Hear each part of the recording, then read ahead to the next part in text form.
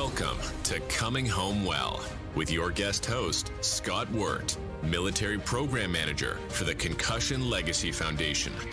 Join Scott as he talks to veterans who have taken the pledge to donate their brains to research and family members of veterans who have honored their legacy through brain donation, so we can learn more about how to diagnose and treat brain injuries in the military community. Now, here's your host, Scott Wirt.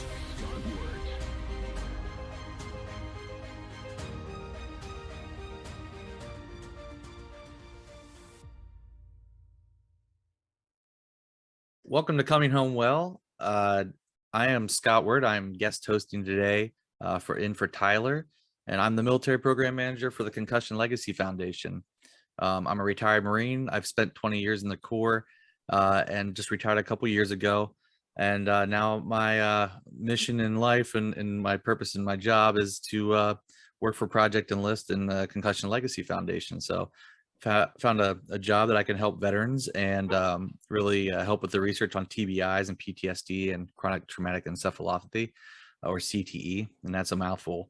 And I want to use this opportunity with Coming Home Well as a partner of Concussion Legacy Foundation to speak with veterans and their families and people who have pledged to Project Enlist and some legacy donors to our brain bank, some family members, and just really talk to them about their experiences and kind of get to the bottom of how TBIs and PTSD and CTE affect our veterans. The VA estimates that over the last 20 years, we've had about 430,000 U.S. military members that have had suffered just a TBI alone. So that's something that goes underreported. Concussions are TBIs, and that's something we see from many walks of life, not just the military, go underreported. But we're really diving into that number as we kind of push along Project Enlist and its importance. Statistically, in our brain bank, just in the last 5 or 6 months that I've been with CLF, I've noticed that women veterans are really underrepresented. And so what a great, I guess, time to talk about women veterans. And that is June 12th is Women's Veterans Day, the 5th anniversary of Women's Veterans Day in the US, and the 75th anniversary of when when President Truman signed in the Women's Integration Act. So for the military. So that's fantastic timing. But we want to kind of get the word out there that women are going to be have been affected for many years with TBIs and from military service, and then it's just going to probably pick up, I would say, as we see more women in combat roles in the near future, and those numbers are growing. So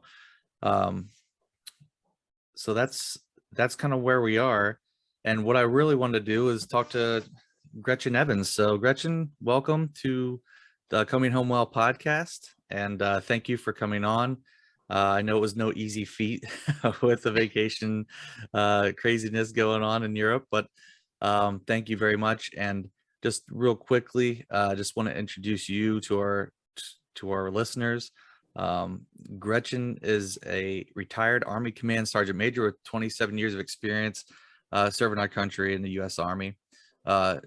Gretchen was part of a generation of women that really experienced drastic change in the military, especially where women are concerned. And in 2006, while she was deployed to Afghanistan, Gretchen did sustain a life-changing TBI. And then since then, she's really overcome her challenges to lead Team Unbroken, an adventure race team you can see on Amazon's World Toughest Race Eco Challenge Fiji. Gretchen also has written an excellent book, which I have right here. I loved reading it. Leading from the front, and has a passion for continued service by taking care of her fellow veterans, really through several relationships with charities and nonprofit organizations and veterans funds. So Gretchen, welcome, and a happy early Women's Veterans Day. Well, thanks, Scott. Thanks for having me. It's a pleasure to be here and an honor. And I just really feel very strongly about what Project Enlist is trying to do, and want to be a part of the solution and to encourage women to, step up and perhaps think about donating their brains for research and study, because I think we can all benefit from that. The more we know, the better we can to mitigate or stop, or at least help those who might be suffering from traumatic brain injuries or other type of head injuries. So I'm just delighted to be here. Thank you. Yeah, and really it's really great, and something I just kind of failed to mention really is that Team Unbroken is one of our program partners with Project Enlist and the Concussion Legacy Foundation, and really just helping us raise awareness for the issue of TBI and in the military, and PTSD and CTE. So thank you for that, and thank you for being on. And really, I want to talk about today just some of your experiences in the military. Since we are coming up on Women's Veterans Day here, what you experienced and throughout your career, and then getting into a little bit more of how the TBI that you sustained has affected you, and then we'll just kind of talk a little bit about Project Enlist and what that does. But really, first off, I read when I was reading your book, and I loved reading it because it was very easy. It's a very easy read, and a lot of the stories it is easy to read. Yeah, it's a very relatable story, really, as well. And the great thing too is you really don't put time parameters on that book. It's kind of, here's your deployment or deployments, and here's the different stories that have come out of it. And so a lot of leadership challenges, obviously, a lot of things to overcome. But you don't beat around the bush, and there's not very verbose. You just go right to the heart of the matter. And I love it. I love reading books like that. Just, maybe it's just my military mindset, but it makes it a lot easier. So when you first joined the Army, you joined kind of partly out of necessity, right? From a family situation. And as you decided to go in, it was around 1979. What was it like? Yeah, 79 was an interesting time. If you think about it, it was towards the, just a couple of years after the official end of the Vietnam War, if you really think about that, and so my NCOs were Vietnam War veterans who had decided to stay in and finish out their careers. And so my leaders were battle-hardened combat warriors. And so when I went to basic training, I went to Fort Leonard Wood, and they had just started integrating females into basic training companies. And so what they did was they would have 3 platoons of men and 1 platoon of females.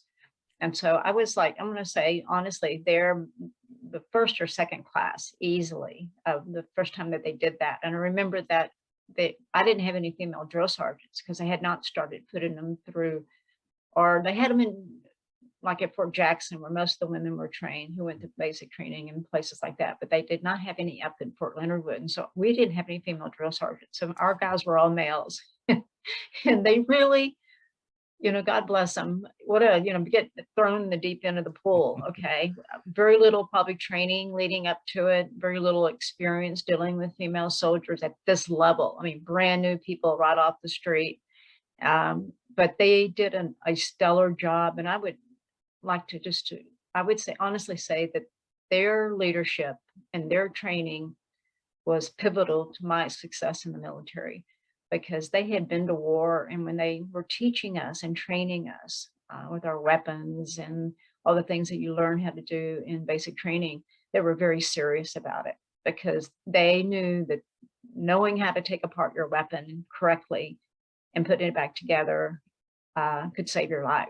And so there was no nonsense. Okay. And I talked to other females who went through the female basic training, and I hear that those female drill sergeants were wicked mean, but our guys, they were a little bit mean too, but they were, I think, in a different way. Okay. But I so appreciate the training that I got right from the get-go from these guys. And I remember them telling us, it's not when you go to war, or if you go to war, it's when you go to war, and it's our jobs to prepare you. Mm-hmm. So that was in 1979. And then I went into an intelligence, which women had been a part of probably for a long time. They used women, especially in World War II, because we were seemed less threatening. People weren't anticipating women being in intelligence. You were easier. You were a softer profile. And so there was lots of females in the intel field, but I went, through airborne school and then joined a special unit that was associated with like Delta Force and the special operations, which was very male dominant as well. And I also remember I went to airborne school. Out of the 150 people that were in my class, there were 3 females. One was a West Point graduate who was going through airborne school, and the other one was an officer as well, and there was me. Wow. And that was it, 3 females out of 150 soldiers. And so that was something new too. And again, there was no female black hats when I went through airborne school, at least not in my company. And so again, there was a little bit of a learning curve for everybody. Okay. Funny things like you had to wear a stocking over your hair if you had long hair, because the parachute could get, the risers could get caught up in your hair. And so these were really weird things that we kind of had to do that the men didn't have to do necessarily, but for our own protection. And they kind of figured it out on the fly. And it was all, like I said, for good. What's going to protect these females so that they don't get hurt going through this training. And for most women, and this is funny, maybe this has nothing to do with, but these are things that I remember, is that our collarbones, because most of us don't have a lot of fat up here, would be bruised from the parachute, that weight sitting on there. And at first they thought, what is wrong? Are you not wearing your parachute correct? Finally just figured out we just didn't have a lot of body fat up there where our collarbones were. And so they figured out a way to make that a little softer. Now if you jump with a parachute, it's like way different than I would jump in with ones you couldn't even steer other than pulling on the risers. There was no toggles. Okay. So there's that upper body strength. That's how you turned your parachute. And so things have evolved over my 27-year career. I mean, there's a litany of things I could tell you that have changed, from uniforms being, not separate, but now the same. As used to, the women's uniform was very different than the male uniform. Okay. Even back in the day when we wore fatigues, they were different. Okay. And so that set us apart even in that way. Now, everybody wears basically the same uniform. Okay. And there may be some minor adjustments, but basically it's the same uniform as it should be. And now women can serve in every MOS that they can qualify for. I think that's awesome. Yeah. I mean, it makes complete sense to me. If you can do the job physically and mentally, you should be able to do the job. Absolutely. Yeah, absolutely. But, and we all knew that. I think all military people probably felt that all along. But, we weren't there to change laws. We were just there to do our jobs. But I'm so delighted to see that all people who want to serve their country can do, like you said, whatever they want to do. If they can, hit all the marks, then go do it. Okay. Yeah. And then we talk about brain injury. So, for me in 2006, a rocket blast really gave me a pretty, rung my bell. That's what we used to say. And we use that term so lightly now, because it wasn't my first time my bell had been rung. In parachuting, sometimes you take a nasty hit, right as you're coming in, all of a sudden the wind shifts or something, and you don't do a great parachute landing fall. Okay. You end up hitting your head first instead of your feet. And I can remember 10 times in my military career where I was almost knocked out or knocked out. And those cartoon characters that they on TV when they get hit in the head and then you see stars go around. I actually saw stars a couple of times. My head got hit so hard by something, and we just laughed it off. Okay. Oh, of course. I mean, we just thought, okay, well, that wasn't supposed to happen, or dang, that hurt, and I've got a headache for a couple of days, and we'd take Motrin or whatever it is to relieve the pain, and then you went on. Right. And so this last head injury, honestly, I can't believe, had I not been hurt in other ways, it would have been just another, Sergeant Major got knocked out by this blast. Okay. But because I had other severe injuries along with the traumatic brain injury. And this one was probably I would have at least seen a doctor. Okay. He would have seen the swelling. And I can also say this, our medical field has come such a long way. Had I gotten these injuries in a different conflict, I would have died on the battlefield. Right. Because I did have a swelling brain, and they did catch it in time. Oh, wow. And it was a closed head wound, and which are crazy dangerous. Okay, almost more dangerous than if your head gets split open, because the brain swells and doesn't have any place to go. And so, with great medical care, it certainly saved my life. Now, head injuries are a funny thing. Okay, I mean, you don't know, you have a brain injury, but you don't know what you don't know. Okay, Right. because it manifests itself in so many different ways. Okay, some things are obvious, like memory loss is very obvious. Headaches, light sensitivity, but there are things too that traumatic brain injuries that you don't really think that it's part of it, or it gets confused with some of your PTSD symptoms. It took me about 5 years to figure out the difference between what my PTSD symptoms were and what my traumatic brain injuries were. Yeah. And now when I have a symptom present, I can almost always tell that's my brain injury. That's presenting itself, or no, that's PTSD. I can almost discern, but that's after being hurt for, over 10 years. Yeah. And even doctors have a hard time. And so they medicate you, trying to mitigate your PTSD symptoms, which are certainly easier to medicate than your TBIs are. So it's crazy out there. So I know there's hundreds, if not thousands, of women just like me that served during my time frame and are serving now, that have brain or walking around with brain injuries and maybe don't even know it. Okay. Yeah. Until it something happens down the line. Okay. And sometimes they attribute it to age, sometimes they attribute it to stress, sometimes they all kinds of things. You think, oh, okay, I don't remember things I get used to because I'm in my 40s now. No, that's not really. Right. I'm not saying that doesn't happen, but it can be. Brain injuries are funny things. Yeah. It's you brought up a few good points there. And one, when we talk about veterans experiencing head injuries or brain injuries, and we call it the perfect storm: TBI, CTE, and PTSD. And you brought up a good point where it's hard to really differentiate those signs and symptoms when you have more than one of those. And then when you throw in CTE on top of it, it sounds like, from you, another good point you brought up is how many jumps you had beforehand and how many, and things like that, or just, getting knocked in the head on, could be doing anything, right, training wise. And all of a sudden it could be a concussion.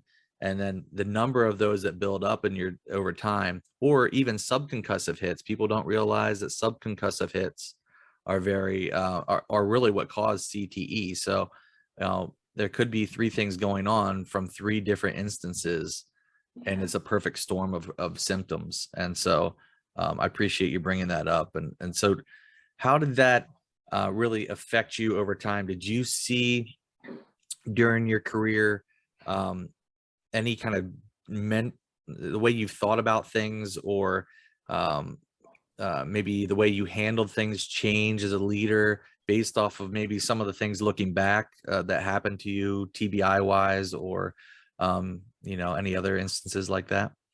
Yes, I think that I don't think I knew the cause. I think probably I thought it was like stress induced, being in a leadership position, and even especially the last from 2001 on, I contributed it was probably a brain injury all along. Like I said, all those parachute, and just like I said, just getting your bell rung. I remember walking past a deuce and a half, and people were tossing GP mediums out the back, and it just happened to time.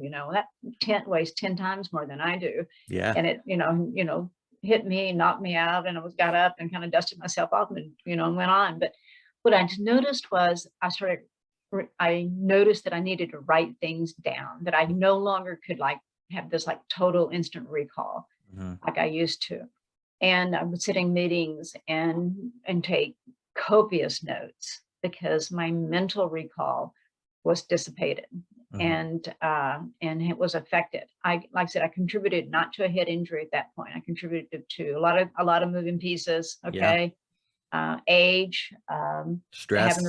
stress. Yeah. You know, and I was thinking, I can't keep juggling all these balls. Mhm. And so I also started to honestly kind of pick and choose about what I wanted to remember. Like, you know, you get lots of information all day long, and I would say to myself, am I going to need to know this information 10 minutes from now? And if the answer was no, honestly, I just jettisoned it, Yeah. because I felt like there was a limit of information that my brain could hold and recall and process. And so I started doing that. It was like literally like, you know, like trivia. I don't mess around with trivia. If I have to remember, I'm going to remember. And if I don't, it's like gone. Okay. So I'm not the person you want on your team for a trivial pursuit, because I was like, I had to be selective about what I needed to remember. And then I had to rely on, you know, other people as well, you know, my other leaders that with me, and saying, okay, everybody help me remember this, okay, because there's a lot of information out there. And of course, I wasn't the only one suffering from a brain injury. I think everybody I knew had a brain injury. You know, I mean, just think about it. If you're in an airborne unit, how many people have had at least one bad landing where they've rung their bell? Right. Okay. Yeah. And so I think all of us were walking around, you know, trying to do the best that we could, and not even talking about it or even thinking about it. Mhm. Also, I did develop, I would say, a light sensitivity. And at first I thought it was, you know, those multiple deployments to the Middle East, you know, being in the desert where the reflective light can be really bad Mhm. during the summer from the sand and just off of reflective things. And so, you know, I was never a person who wore sunglasses before. All of a sudden I noticed I was wearing sunglasses more. Mm. And also I was not sleeping well. Again, I contributed this to be combat, stress, leadership, all those things. But I do really think that those things were caused by the multiple head injuries that I had. Yeah. Yeah. And you know, it's interesting. I think that's kind of commonplace. You know, everybody you get so stressed out, and the military is a very stressful environment. And so we just want to persevere, and we also don't want to realize that we have some type of injury that's going to stop us Right. from doing what we want to do. So that's very normal. And all the signs and symptoms you brought up are that's kind of it's a bumper sticker for Yep. TBI and PTSD and things like that. So yeah, that's exactly how we describe them. Yeah. And that's why I love what you guys do, because, you know, I went through 90% of my career unaware. Mhm. Okay. And now I don't want other service members to do that. Okay. And it doesn't have to be a career ending. You can, you know, serve with a mild head injury. You know, like I said, you learn tips. And what we did is that we just did it on the fly, because nobody was talking about head injuries Mhm. until recently. But now there are things that you can do, okay, that to help mitigate your symptoms and help, Mhm. you know, maintain that quality of life that you want, and help you to live your best life in spite of your head injury. And so that's kind of where I'm all about now. And that's what kind of brought Team Unbroken all up to the surface. And that's why Project Enlist is important to us, is that we don't want to have these disabilities, if you will, or injuries, where you want to call them, define who you are or what you can accomplish. Mhm. There are, you know, workarounds. There are ways to deal with these things so that it doesn't have to have a negative impact on your life. Yeah, and you know, one of the things that since I've retired just in the last few years, I've realized going through the whole VA process is that, boy, I wish I would have documented some of those things, right? And so, Yes. you know, one of the things I like to talk to currently serving military members about is document this stuff. You get concussion, make sure you're going to the doc, you know, and getting it in your medical record. So when it comes time to retire or get out of the service, you have that in your record, and you can go back to the VA and say, hey, I had this head trauma, because Yeah. people don't really associate concussion with a traumatic brain injury, but that's exactly what it is. So, so when you got your traumatic brain injury, how did they classify that? Was that moderate or severe? Yeah. Um, Mine was considered severe. okay. And because, you know, it blew up my eardrums as well. And then I had really severe brain swelling. And it also damaged some important nerves in my brain. And so what my biggest symptom of my brain injury is a little bit of cognitive delay. Mm-hmm. And so it's something like as simple as you look at an object and you know what it is, okay, and it's not even a heart. I'm talking like a folder, okay, Mm-hmm. and for like 2 seconds you can't recall what that thing is called, okay, and incredibly frustrating because you're thinking, okay, it's not rocket science I'm trying to do here. I just want to be able to say the word folder. Right, And right. somewhere those pistons aren't firing, and also it's intermittent. Mm-hmm. So for me, this most stressful thing for me is because I'm a public speaker and motivational speaker, and I represent a lot of nonprofits out there, and I'm also on an adventure racing team. Is that at a critical moment in my life, I'm going to have this like brain fog, okay, and that it could be problematic. Mm-hmm. And so that's why I give myself self-help things as much as I can. That's why everything's written down. That's why things, so in case that brain fog kind of comes in, I have maybe a little bit of a backup to help me, so I don't lose my train of thought or I can't come up with a word. But it happens all the time. And my husband he'll say, the other day I was walking down the sidewalk and the sun was behind me, and it had a really cool shadow, right? And I said, look at that. And I couldn't come up with the word shadow. It could not bring it to mind. And my husband looked at me and go, shadow. And I go, that's what it is. Things like that. Okay. Yeah. And 90% of the time I'm high functioning, everything's like smooth as glass. And then 10% of the time, other things too, like I can't back up anymore, like in my vehicle. My depth perception was affected by my brain injury. Oh, wow. And it's not accurate anymore. Mm-hmm. So backing up a vehicle to me is challenging. So I will park like 5 miles if I have to a place where I don't have to back up. Okay. I'm always looking for that spot where I don't have to back up, or a combat park always. Yeah. But that requires backing up. Yeah. So it's funny things like that. One of my friends who's on Team Unbroken, Dan, he after he got his brain injury, his worst, we call them our worst brain injuries, he couldn't type anymore. Like he lost the ability to type. Of all the things that affected him, he lost it. That was the funniest thing. Wow. So it's crazy stuff. Yeah. It is crazy. I mean, and I think, you've done a great job of mitigating that, and it was probably part of the command sergeant major in you as well, just to go out and persevere and push forward with that. Just pushing forward. That's right. And parking 5 miles away is I take that that's not a big deal for a person who runs adventure races on a regular basis.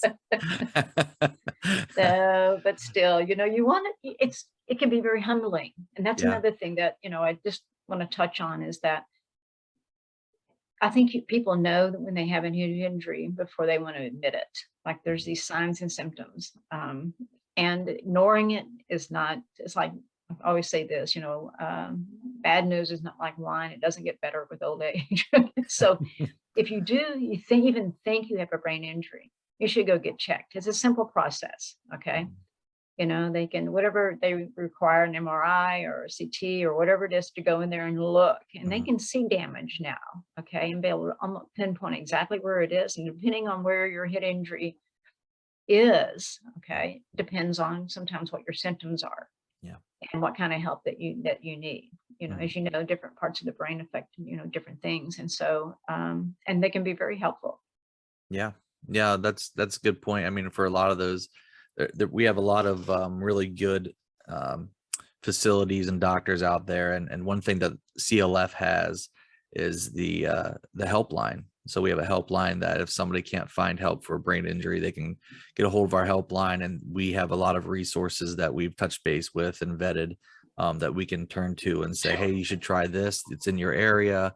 And now we are also adding veteran services as well. So as we add partnerships and just talk to different organizations like the Wounded Warrior Project and people like that, and their Warrior Care Network, we have veteran specific services we can refer veterans to too. So that's super important. And one of the things I kind of want to go back to was when you had your serious TBI, you were in a position, and was reading about it in the book, you were in a position where I think a lot of women, that are coming into the military now, that are going into these combat arms Right. MOSs, are going to find themselves in warfare. And your experience was unique for a woman Oh, yeah. of in Afghanistan. I mean, there were the lioness teams that would go out, or whatever you'd like to call them. They go out and talk to women in the villages and things like that. But in your instance, you were actually with a group of soldiers that was assaulting an objective. And Right. so a very unique situation at the time, but that's not going to be as unique as we move forward. No. And so I think we're going to find more and more women subjected to the same dangers as experience the same experiences. Yeah, it's only going to get bigger because, like I said, now there's they really are going to be leading infantry companies, and in units that are going to be in directly engaged with the enemy, purposely. They're on the offense. And so I do think that the amount of brain injuries are going to increase, because even in training, like you mentioned earlier, people get hurt in training all the time. As we were ramping up, for deployment, I would lose 5% sometimes of my of the guys and gals that were going to deploy with me because they got hurt during training. And sometimes it wasn't a career ending one, but it was a deployment ending injury, and maybe they could come later, but they couldn't make the first entry in. And so in training, accidents happen all the time, and people don't go to sick call because we make up songs about how bad it is to go to sick call. Remember all the Jodies we used to sing about going to sick call, right? Yeah.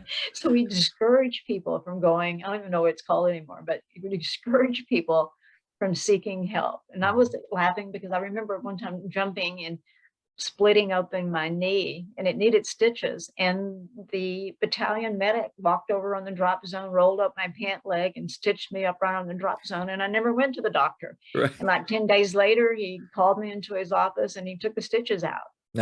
Never had a medical file, never made it, never even went to see a doctor. He just took care of it. And a lot of our medics, I think that's what they did. That was their job. And we never thought about documentation. We never thought about this kind of stuff, writing it down. Every once in a while I go see a doctor and they go, well, what happened there? I said, oh, I got, some, shrapnel from something. It was, well, did you get taken care of? No. Right. Yeah. Yeah. And I pulled that sucker out and went on. Yeah.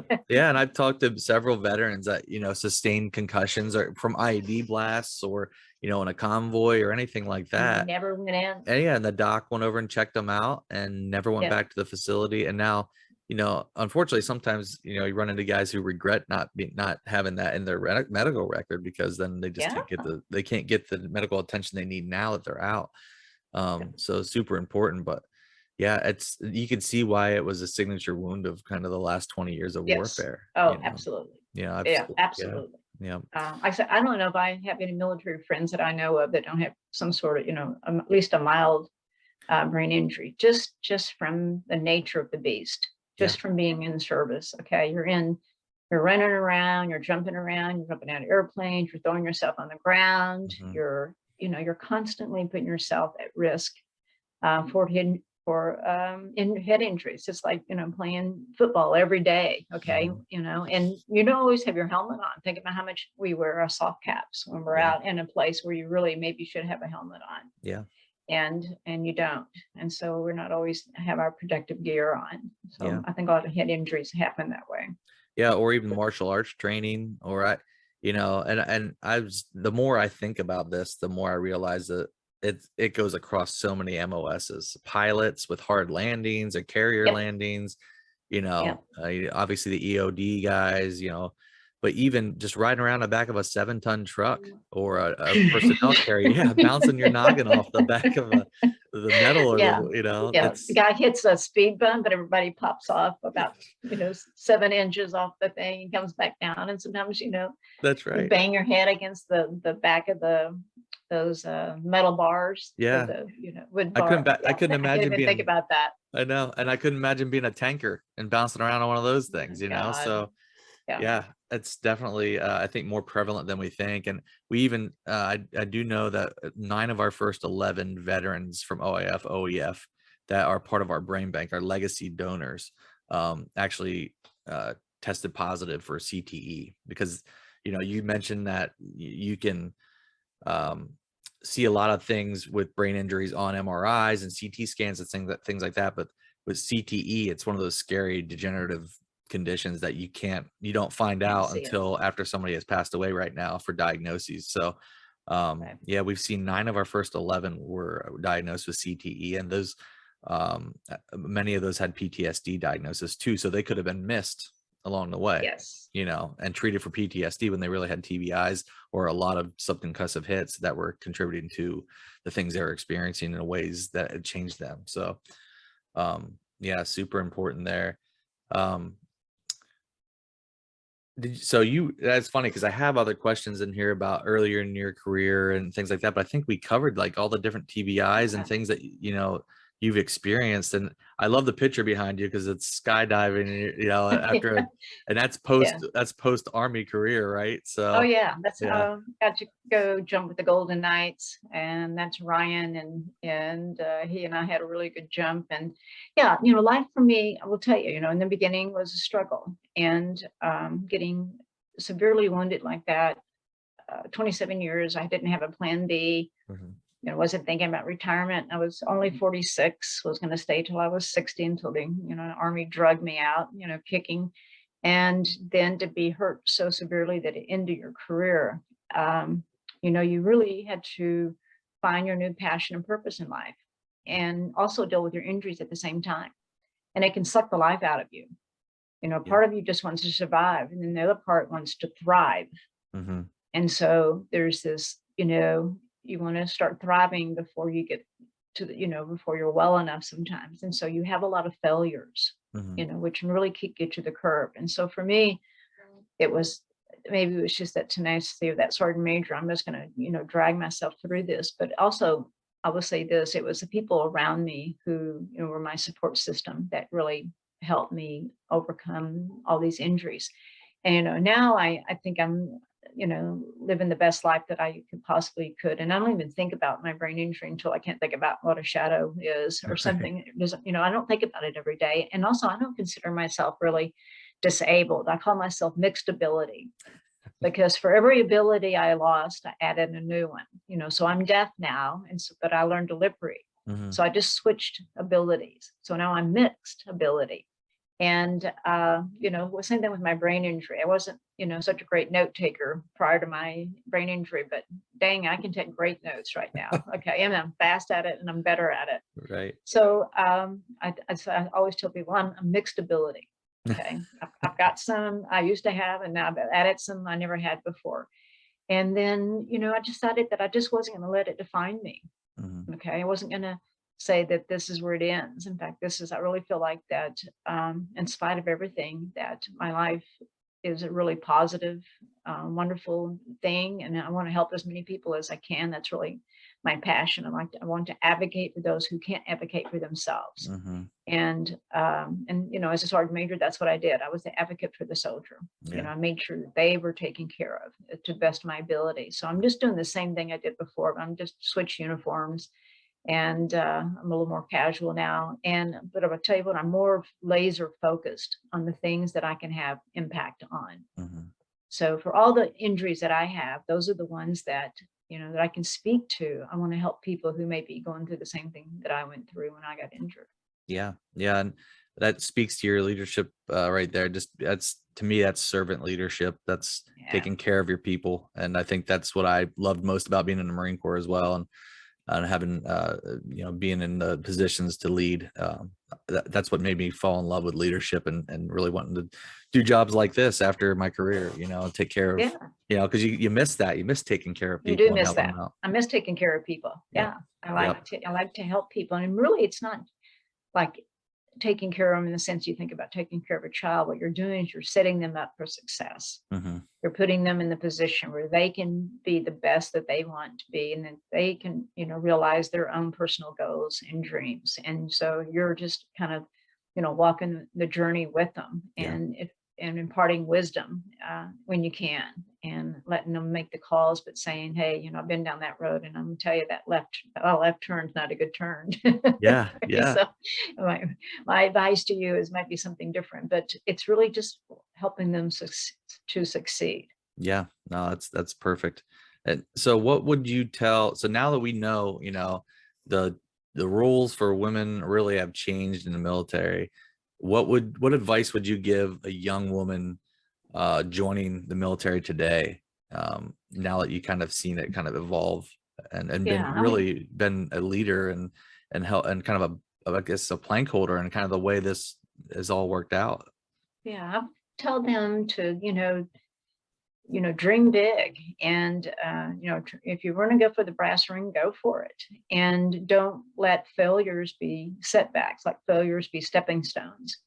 And because there was a lot of failures leading up to me being an NE9, okay, and then Hmm. lots of them when I became an NE9, okay, and so those things can be stepping stones to your successes, or they can be roadblocks. It depends on how you deal with them. So don't be afraid of failure, and don't be, be willing to say you can before you say you can't. I Yeah. think a lot of people tell themselves no before anybody else does. Mm. Okay. And that was, something that I experienced. People say, no, I can't do that. I said, well, you're telling yourself that, but that's you talking to yourself. Nobody else is telling you that. So if you really want to do it, tell yourself yes. And then if it doesn't play out, okay, then you did the best that you could do. Mhm. Okay. But if you never, it's like I said, the shot you never take is the one that you never make. Right. So take all the shots. Yeah. And also, though, I said to any, not just female, but the whole younger generation is, again, you'd never think these little things are important, but they are. And it's not just documenting injuries so that you can get disability pay when you get out. It's not about that. It's about getting the proper medical care Mhm. that you're going to need because of these injuries. And it's not something that it's something that you've earned by being in the armed forces. Okay, Mhm. because this job's not easy, and it comes with risk. And so don't feel bad about documenting things that happen. It's not only for you. If you want to, motivation, think about your family. Okay. It's for Yeah. them. So down the road, when you do need the care for an injury that happened while you were serving your country, it's there for you. And so go ahead. There's no shame in it. Go and just get it checked out, get it documented, and then march on. Yeah, absolutely. And that was, that was perfectly said, because when you think about what people see, what not just what you experience getting, having sustained a TBI or brain injury of some sort, or even have PTSD, but it's the changes that your family and friends see and they Yeah. experience, and sometimes they suffer right along with you. Yes. And so Yeah. it's to take care of yourself and take care of yourself so you can help take care of your family and friends, Right. and be that person that you're meant to be, and not let this kind of drag you down. I Also think. educate yourself. That's Yeah. how, part of my healing was learning about my injuries. Why, what is wrong with my brain, and Mhm. getting smart about it. Not just like saying, oh, okay, I have a brain injury. No. What does that mean? How does it affect my life? And what can I do to, not let this thing, own me? Mhm. And so, I got really smart about it. I read things, I went to classes, I engaged with the organizations that you mentioned, Wounded Warriors, and all these other people out there that are, setting up services so that you can learn about your injury, and also listen to other people who also have the same injury that you do, and how maybe they, navigated, and you can pick up pointers. And that's why I think this veteran network that we have is powerful. You talk to another veteran who has a brain injury, and they tell you something, oh yeah, that happens to me too. And Mhm. they maybe impart some wisdom to you that could be useful in your life. Absolutely. Yeah, Absolutely. And so, um, why then did you decide? Because you have pledged your brain to Project I Enlist, am. and why did you decide to do that? What made you decide to do that? Well, I want to be, like I said, part of the solution. So if, you know, donating, dedicating, whatever the right verbiage is, my brain, after I'm not using it anymore, can help even just one person. Okay. If a scientist, a doctor can open this thing and take a look at it and think, oh man, this makes like perfect sense to me now. And this is how, even if it goes, it could do all kinds of things. It could go back to the type of helmets that we're wearing. The Kevlar helmet has gone through multiple generations, just like football helmets have, because we learned how to protect our brains better. So that was my motivation, was to be part of the solution of brain injuries in of themselves. To, like I say, if we can stop them from happening, that's the best, thing. I don't know that I can ever get to that place, but we can find headgear for people who play sports or in the military. Maybe that could be more helpful than what we have right now, because technology is every day changing. And also, if from donating my brain, if they can figure out how to help people who already have head injuries or even born with head injuries, okay, then to me that's a win-win for everybody.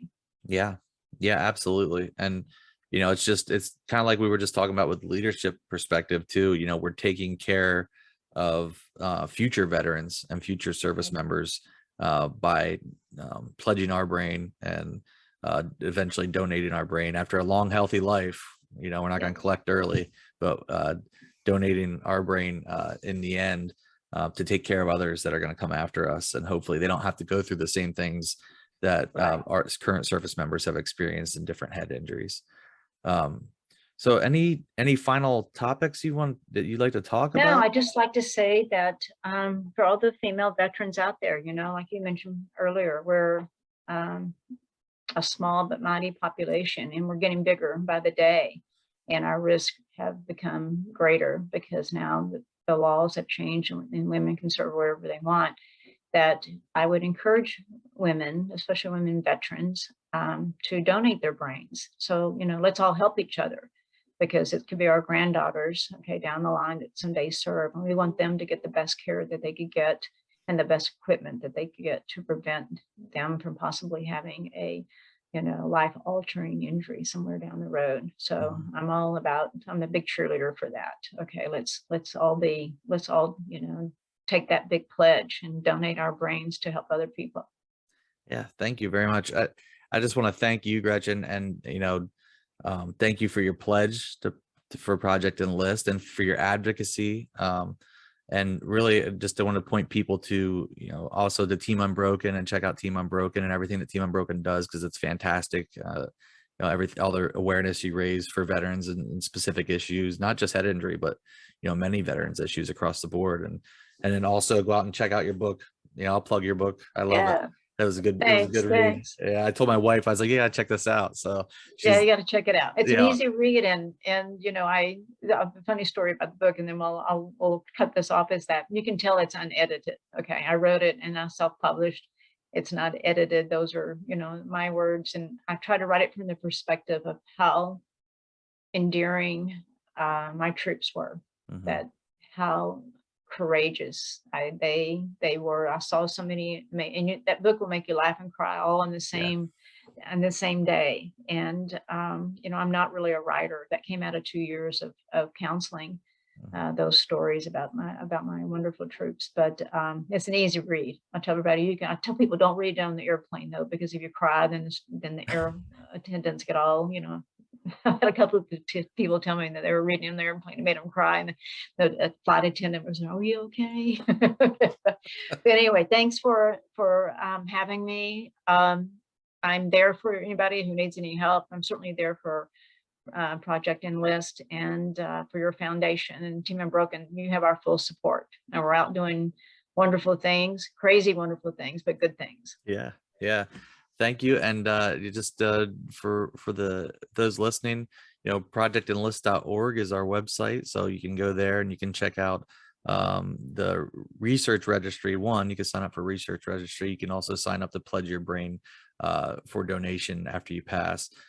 We also really ask veterans to help us build the network. And so we are building that kind of surveillance network so that we know when other veterans pass, because we just need those brain donations to continue the research. That is the best way to get after these brain injuries and understand them and be able to treat them in the future.